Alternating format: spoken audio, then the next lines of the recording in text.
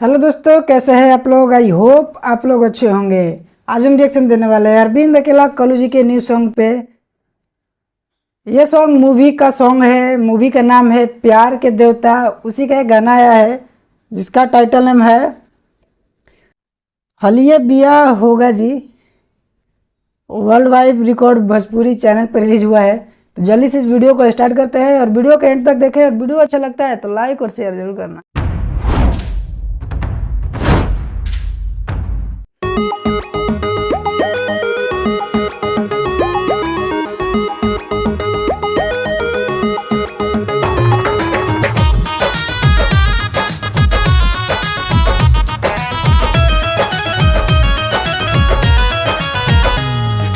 दिलवा पे हमरा चोरी तू कइले बड़ा, प्यार चुरा के पॉकेट में धइले बड़ा। दिलवा के हमर दिलवा पे हमरा चोरी तू कइले बड़ा, प्यार चुरा के पॉकेट में धइले बड़ा। सातों दिन 24 घंटा रहत नजर के सोझा जी। तल प्यार वाला बोझा जी, हाली प्यार हयापन हो गया जी। तल प्यार वाला बोझा जी, हाली प्यार हयापन हो गया जी।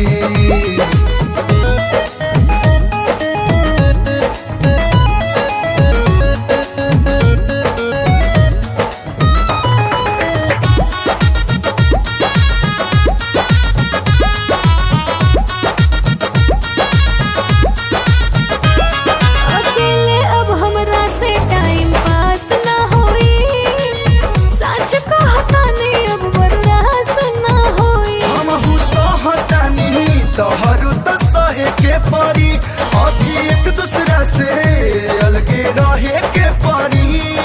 समझाना परेशानी दिया हाले तो हमर हो जा जी। तल प्यार वाला बोझा जी, हयापन हो गया जी।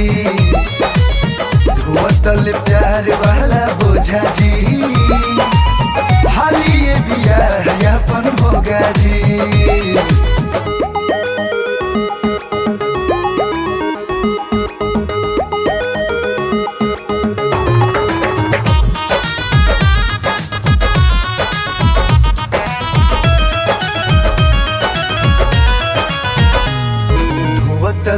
ये सॉन्ग अच्छा है।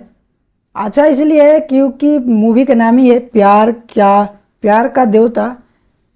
बहुत प्यारा नाम है। तो भाई फुल मूवी लव स्टोरी होने वाला है। तो स्टीयरिंग अरविंद अकेला कल्लू एंड यामिनी सिंह। तो शायद गाना यामिनी सिंह है और मूवी में भी यामिनी सिंह है। काफ़ी वैसे होने वाला है ये मूवी। तो ये वीडियो काफ़ी अच्छा लगा हमें देखे, क्योंकि प्यार वाला गाना है भाई। और जो लोग प्यार करते हैं वही जानते हैं भाई। जो लोग प्यार करते हैं अगर उनको शादी उन्हीं से हो जाए तो भाई खुशी 4 गुना हो जाता है। तो भाई उसी पे सॉन्ग है हाल ही बिया होगा अपना जी। तो काफ़ी सुनने में अच्छा लगा और वीडियो भी अच्छा लगा। आप लोगों को कैसा लगा कमेंट सेक्शन में जरूर बताइएगा। तो चलिए मिलते हैं नेक्स्ट वीडियो में। Bye by.